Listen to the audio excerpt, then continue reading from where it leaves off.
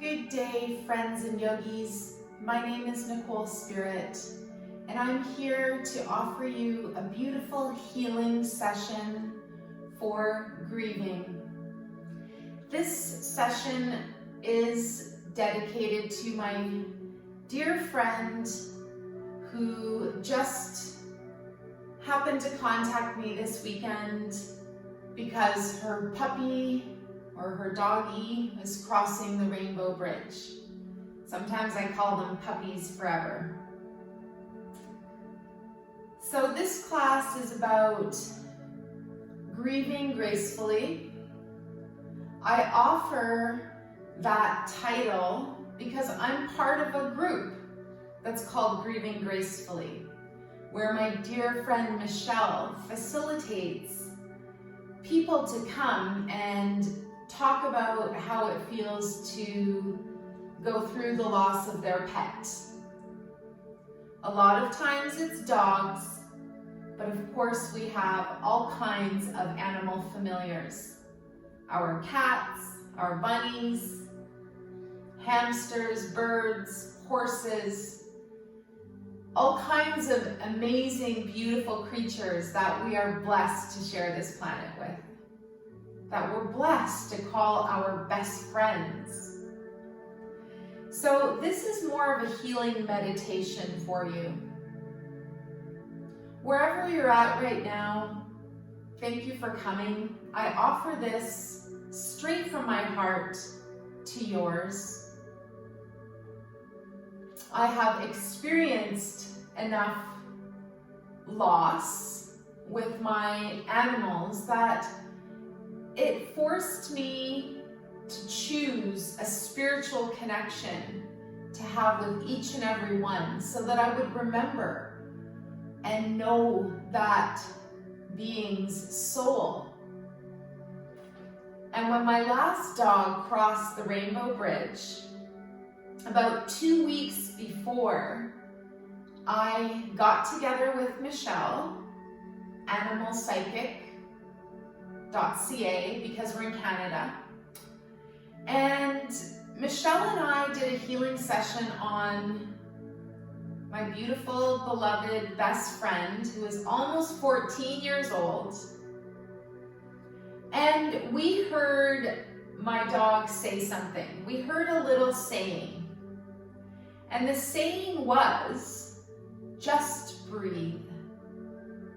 It was so simple and perfect and beautiful. Let's do that together now. You can do this class seated. You can lie down. You can cover your eyes. You can do a little meditation. Maybe you drift off with the sound of my voice. And as we come into some deeper breathing right now, use this opportunity to really think about the Buddhist practice of sending love and happiness and feelings of good health and well-being to yourself. So let's elongate the breath, maybe 7 counts in on the inhale, on the exhale, 7 counts.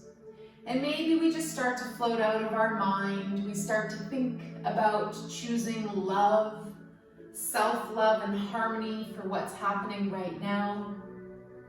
And as we deepen the breath, we think about the beautiful Buddhist technique of sending love and happiness to others as well. So think about that for a couple of breaths. Maybe you start to smile gently.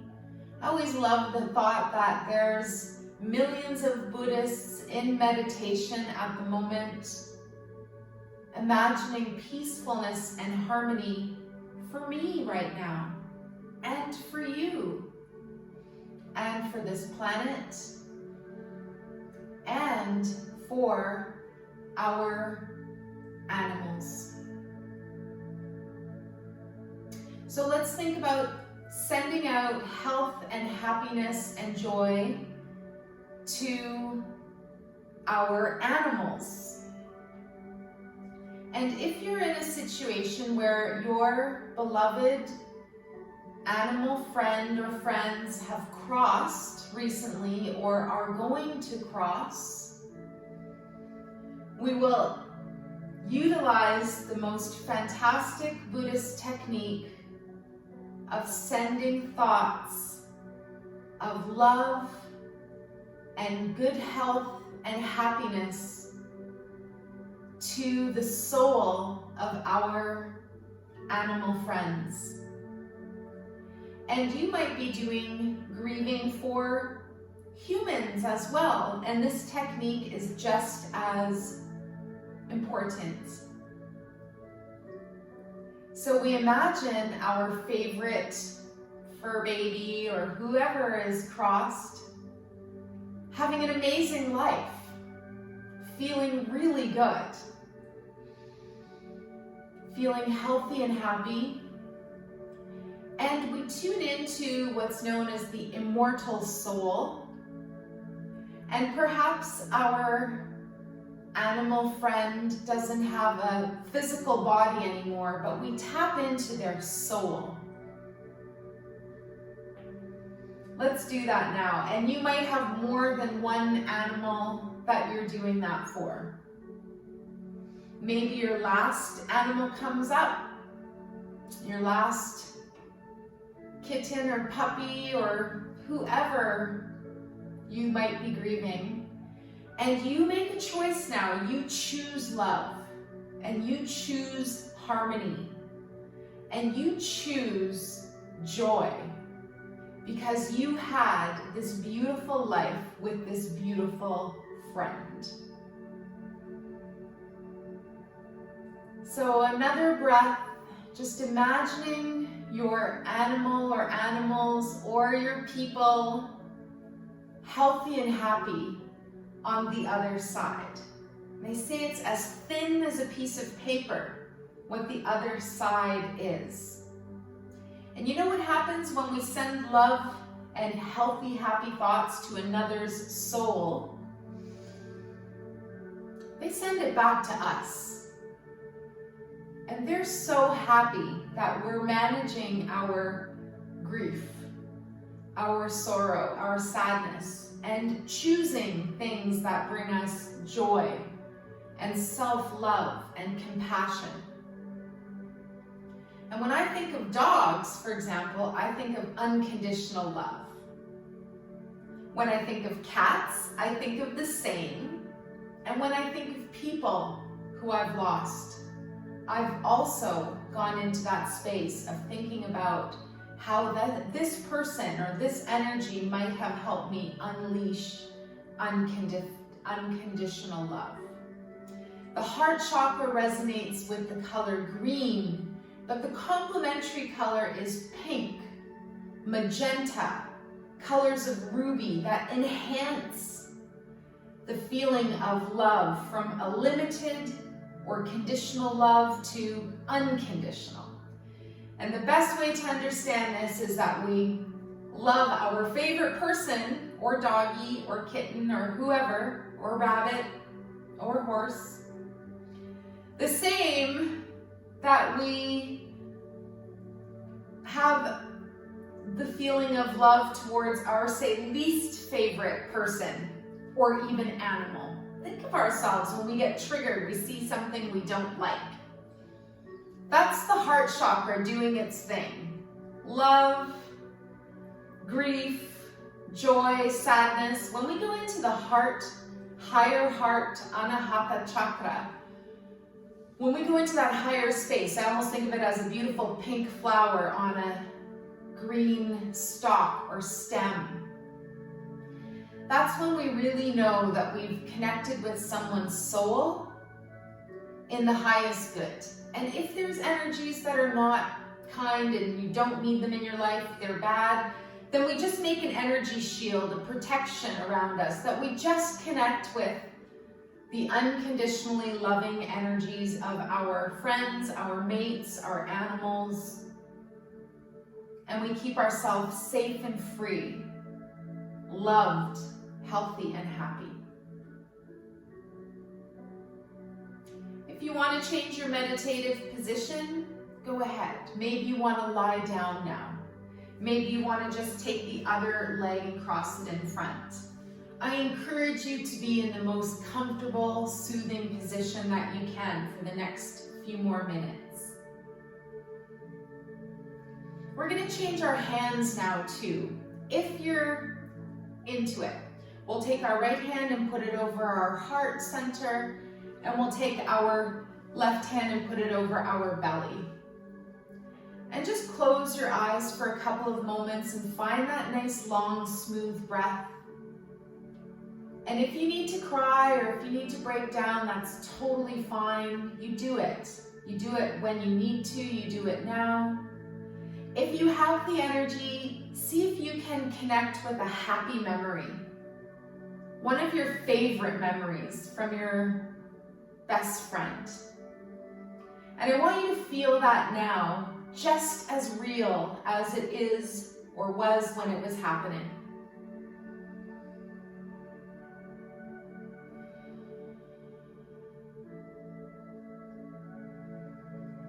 And I feel really blessed to be sharing this time with you. I encourage you to listen and see if there's a message that your friend, your baby, your energy has left for you in the physical. Know this, in your souls, you're always connected. But maybe your best friend, my last dog was cacao, like the chocolate, like cocoa powder. And her message was just breathe. So I do that. I offer you to do that. Now let's rewind a little bit. I had a dog before, and her name was Rosie. And Rosie left me a message too. It was really hard to hear because I was going through so much grief. But it was interesting that the first book I ever picked up, We Are the Angels by Diane Stein. The first book that I ever started to read on reincarnation and the soul taught me this connection of unconditional love and the bond between souls. And there's a Chinese saying that there's golden threads that connect our hearts.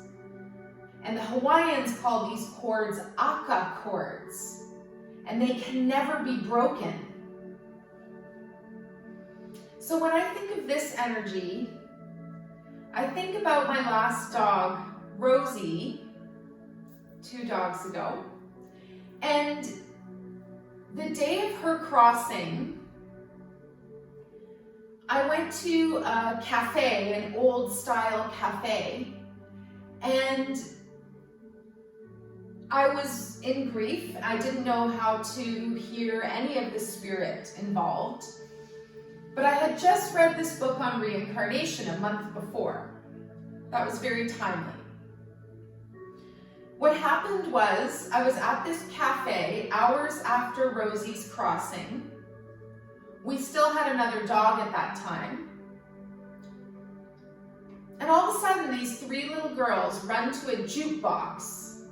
And they throw, one girl pulls out a quarter from her little cute rosy colored dress and throws it in the jukebox. And I watched her. She didn't know what number she was picking. And all of a sudden she picked.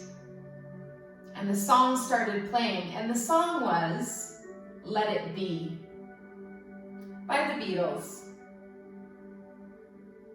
And I let every single word of that song sink into me. And Rosie was a difficult case because she wasn't even 5 years old.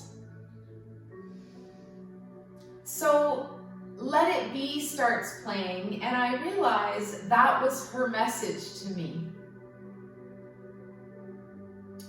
A month later, my grandfather passed away, which was somewhat sudden and unforeseen, and my mother flew to see him, and she didn't make it in time. He passed within hours before she arrived. A couple of days later, I talked to my mom on the phone, and she said that her father showed up in the night, and he gave her a message too. And it comes from a different language, but it translated to poop on everything and do what's best for you in life first. They had a meaningful exchange for a few minutes, and then the next day when my mom attended his funeral, a bird pooped on her shoulder.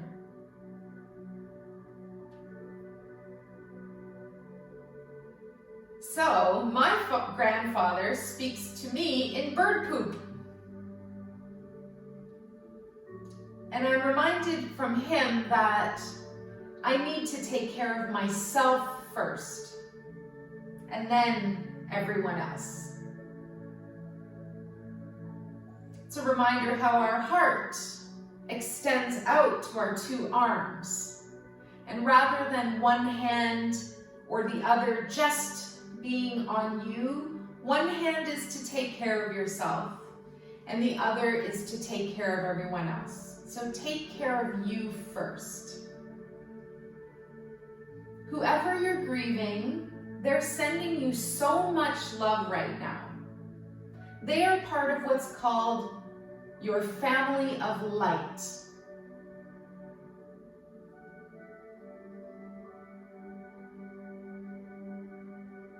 Rosie taught me, let it be.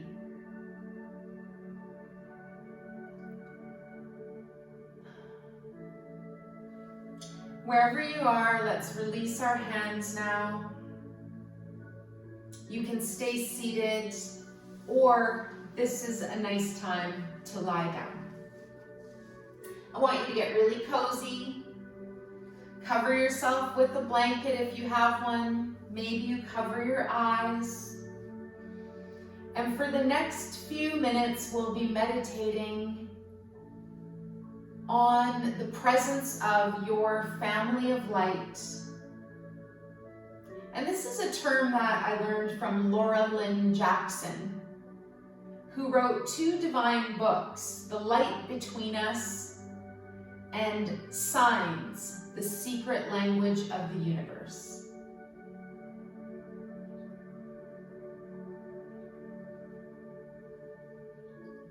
And when I read the book Signs,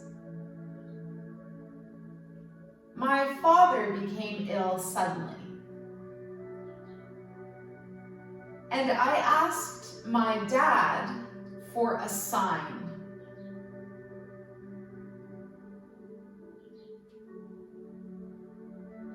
Now, through Laura Lynn's work, she suggested making the sign obscure, not as obvious as just a big red heart, which is amazing if that's what your sign is. So I decided to choose something a little more obscure. I thought, well, a unicorn is pretty cool. And then unicorns got ridiculously popular. So I decided to choose a zebra unicorn. And then I kind of defaulted to, well, if it's a really cool animal with a unicorn horn, that works for me.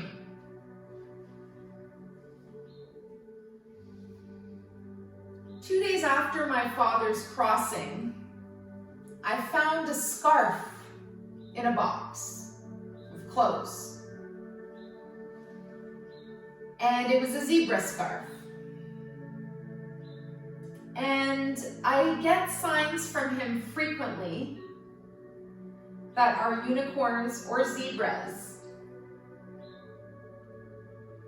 So this is your time to think about what your sign would be between you and your beloved. And maybe it's an animal, and maybe it's a person. Know this, that the bond between the souls is immortal. It's never ending.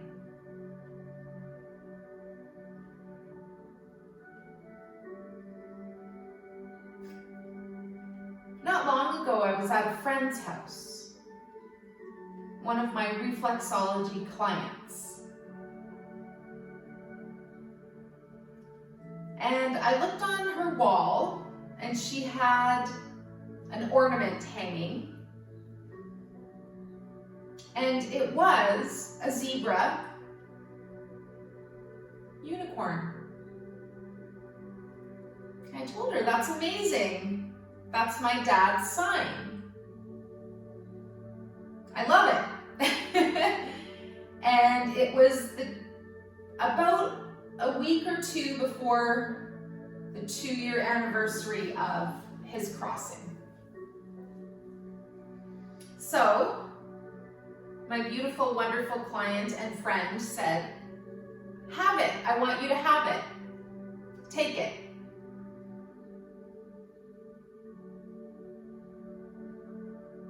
I did. I felt as though, for one, I had never seen a zebra unicorn per se. And for two, I took it because I believed that it was a healthy, happy connection to my dad's soul, to his spirit.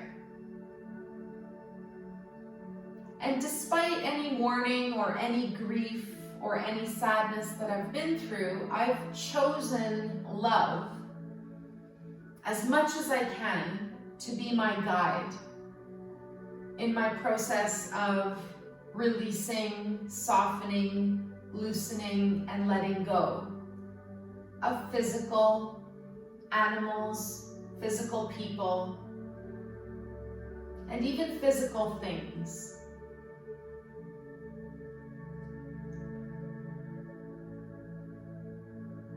The zebra unicorn lives as an ornament in this yoga studio. And right now, looking up at it, I see blue sky and puffy clouds all around it.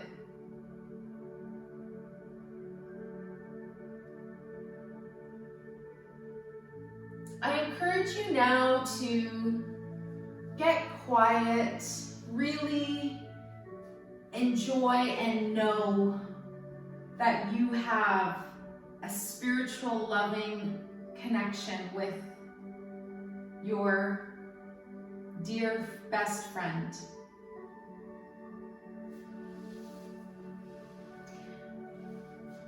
See if a statement or saying or something soft and beautiful can come to you now.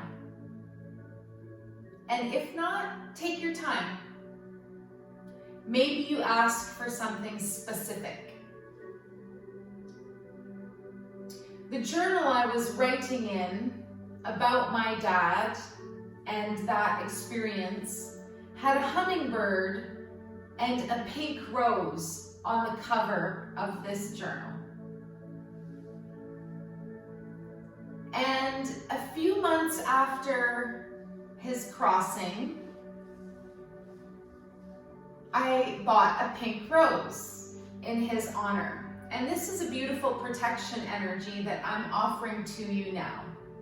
It's a Japanese Reiki symbol of protection, which is a pink rose all around you. So to honor my father's crossing, I decided to get this pink rose and plant it at the front of our house. And one day I looked and saw a hummingbird drinking from the pink rose. And it was the exact image that was on my journal. And I let that be a sign that my father gave to me. As a hummingbird represents joy, a gift, It's the animal symbol for a healer. So I offer you the pink rose of protection for right now and for any time you need that extra loving tenderness. The rose is said to have such a high frequency and vibration that being in its aura is stronger than anything else. And perhaps you will create a sign between you and your loved one. And perhaps your loved one will give you a sign. Remember to say this frequently: I choose love.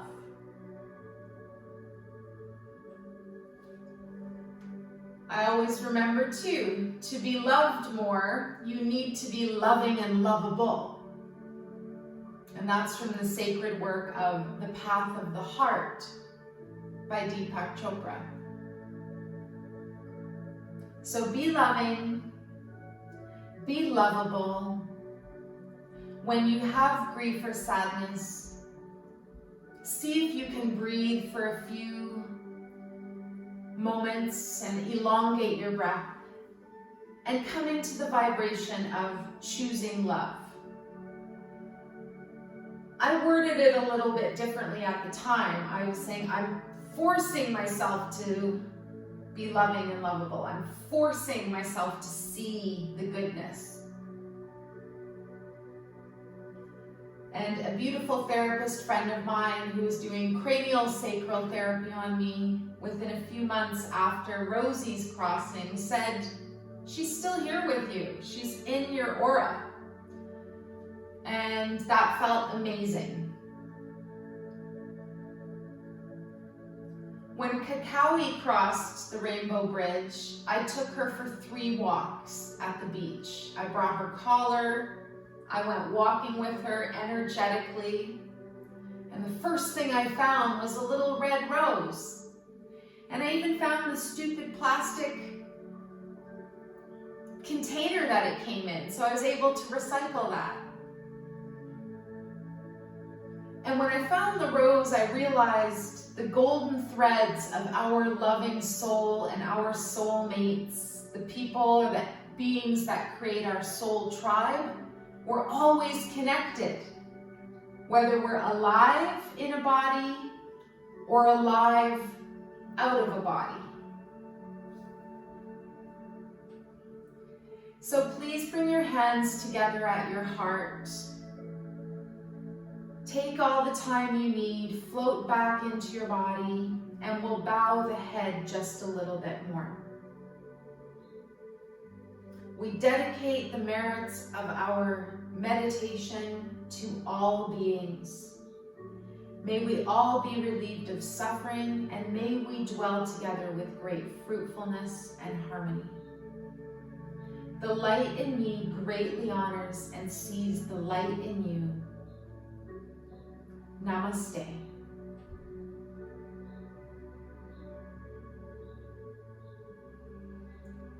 Thank you for joining me. I'm Nicole Spirit, and perhaps I'm one of your first signs of your soul connection. Blessings.